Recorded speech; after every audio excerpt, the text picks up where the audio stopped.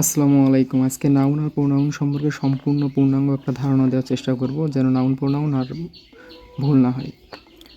Noun বলতে আমরা আসলে কি বুঝি?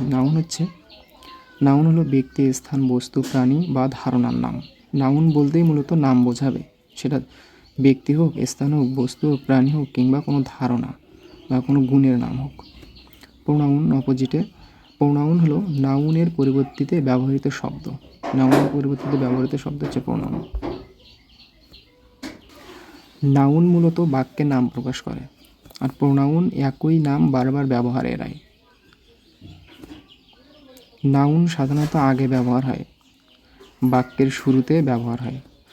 আর প্রোনাউন সাধারণত বাক্যের পরে ব্যবহৃত হয় প্রয়োজন অনুসারে নাউনের অবস্থানে। মানে নাউনের স্থানে যেখানে নাউন বসার কথা ছিল সেখানে ওই একই গল্পের ওই পরবর্তী বাক্যগুলোতে নাউন সরাসরি না বসে তার প্রোনাউনটা ব্যবহার হয়।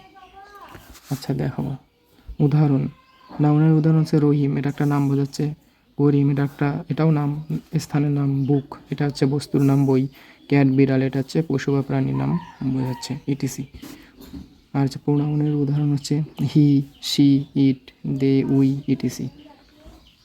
এখানে নাউনের একটা সেন্টেন্স দিয়ে উদাহরণ দেওয়া হলো। Noun: Rahim is a student. Rahim is a student, Rahim একজন শিক্ষার্থী। এখানে রাহিমটা হচ্ছে নাউন, এটা একটা নাম বোঝাচ্ছে, এটা নাউন। পরবর্তীতে প্রোনাউনের উদাহরণ হচ্ছে রাহিম ইজ এ স্টুডেন্ট, এটা হচ্ছে নাউন। আচ্ছা, হি স্টাডিজ এভরিডে, সে প্রতিদিনই পড়াশোনা করে। হি স্টাডিজ এভরিডে, এখানে রাহিম ইজ এ স্টুডেন্ট, রাহিম একজন শিক্ষার্থী।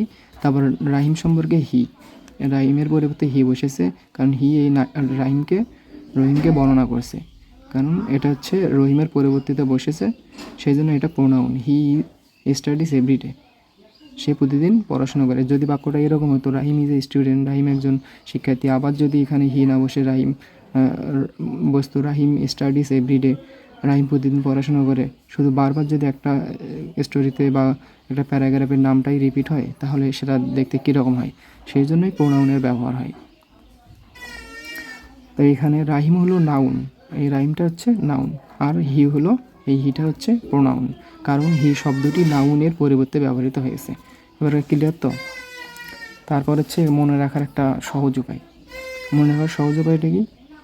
নাউন সমান নেম, নামগুলোকেই নাউন বলবে। আর প্রোনাউন হচ্ছে ইনস্ট্যান্ট অফ নেম, নামের পরিবর্তিতে ব্যবহৃত হয়। তাহলে আজকের ক্লাসটা এই পর্যন্ত, আগামীতে আবার দেখা হবে ইনশাল্লাহ।